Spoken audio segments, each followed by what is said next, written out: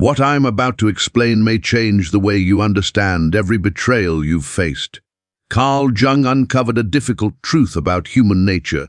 By the end of this, you'll see why certain individuals seem prepared to harm others deliberately. If someone hurt you intentionally, pay close attention. It was not simple confusion, and it was not weakness. According to Jung, it was the shadow, the darker side of the personality, making a conscious choice. When the shadow acts with intent, it signals something serious. The issue is not mere dislike. It reflects a psychological shift where the other person no longer sees you fully as human. Here is the part many people overlook. Jung identified contempt as one of the most dangerous psychological states. Contempt does more than create emotional distance. It provides a moral excuse for harmful behavior. Once a person reaches contempt, Jung explained, they have completed what he described as a process of devaluation. In their internal view, you are no longer treated as a person.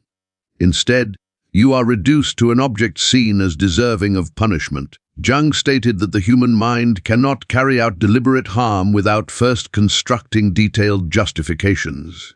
The shadow does not act randomly. It builds a structured narrative, one that convinces the individual that their actions are reasonable, even necessary. In that narrative, the conclusion becomes simple. They deserved it. They're weak. They brought this on themselves. But here's the alarming part. What Jung uncovered is that these inner statements are not random. They are psychological weapons formed long before any direct attack takes place. And what Carl Jung revealed about this process may cause you to reassess the people around you. Jung argued that contempt is one of the shadow's most advanced tools because it does not always appear as open hatred. He explained that the shadow can wear different masks: passive aggression, artificial concern, calculated silence. Someone working against you may still smile in your presence. However, Jung warned that behavior eventually exposes the shadow's real motives, even when language attempts to conceal them. Carl Jung also identified manipulation as one of the shadow's most deliberate betrayals. It depends on what he described as instrumental thinking, viewing individuals as tools to achieve personal goals rather than as human beings deserving respect. What concerned Jung most about manipulative individuals was not just deception, it was observation. He noted that manipulators engage in what he called shadow projection. They analyze your weaknesses not to understand you, but to turn your own psychology into a weapon against you. Jung observed that manipulation tends to follow a clear pattern. It begins with minor distortions of reality, subtle tests of your limits. If there is no resistance, the manipulator advances further. Over time, this process gradually weakens your confidence and disturbs your sense of identity until you begin doubting your own judgment. According to Jung, this progression is not accidental. It represents the shadow operating at its highest level of control. And this is where Jung's findings become especially unsettling, perhaps the most critical point you will hear today. Carl Jung explained that when a person truly carries harmful intent, they instinctively focus on what he described as your core complexes, the psychological foundations that give your life meaning. Their attacks are not random. Jung noted that they aim directly at what matters most to you, because the shadow understands that emotional precision causes the deepest impact. He also observed something deeply unsettling. This kind of focused targeting often comes from people who know you well, and that is exactly what makes it more dangerous. According to Jung, strangers may hurt you, but only those with close knowledge of your inner world can gradually dismantle you. They have studied your values, your fears, and your aspirations. Jung referred to this as privileged destruction, the shadow using personal insight as a weapon. If loyalty defines you, they betray you. If honesty is your standard, they deceive you convincingly. If reputation matters to you, they work to undermine it step by step. Jung further discovered that after causing harm, truly malicious individuals engage in what he called reality manipulation. They deliberately distort your understanding of what occurred. Yet he identified something even more troubling in this process. The aggressor secures what Jung described as a double victory. First, they inflict the harm. Then, they make you feel guilty for recognizing it. Jung explained that gaslighting is not simple manipulation.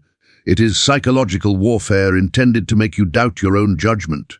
According to Jung, guilt becomes an invisible restraint.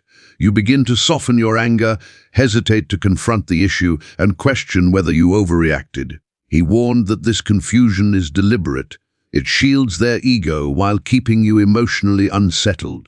But Jung also addressed why toxic individuals often return. He observed that those driven by resentment do not want to wound you only once. They want the damage to last. Your recovery threatens them because healing demonstrates that their attempt to weaken you did not succeed. When you regain stability, you disrupt the story they created about your vulnerability. Jung emphasized that hostility depends on control, and your healing represents independence from that control.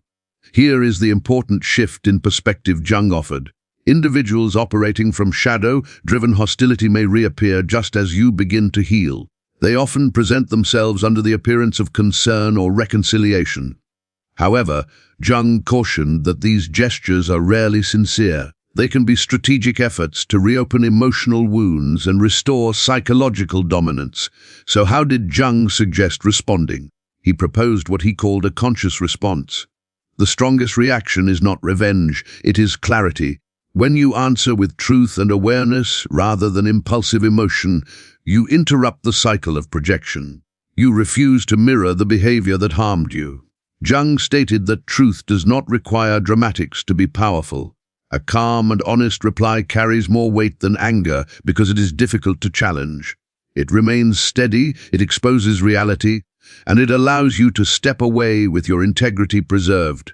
He also noted that when someone deliberately harms you through contempt, manipulation, or gaslighting, it reflects an attempt to undermine your spirit. Yet your conscious response, grounded in truth instead of retaliation, becomes your strength. Jung's insight reminds us that no degree of hatred can remove your inherent dignity, and no betrayal determines your value. Even if the pain was intentional, his perspective encourages us to take responsibility for our healing and to rise above the harm with purpose. When we choose strength without revenge, communicate with clarity rather than hostility, and heal without allowing the experience to reshape our character, we achieve a quiet victory. It is a success that requires no announcement, yet it marks the moment we refuse to be defined by what hurt us. Thank you for staying with me through this discussion. If you found this perspective meaningful, consider subscribing to the channel and sharing this video with someone who may benefit from it.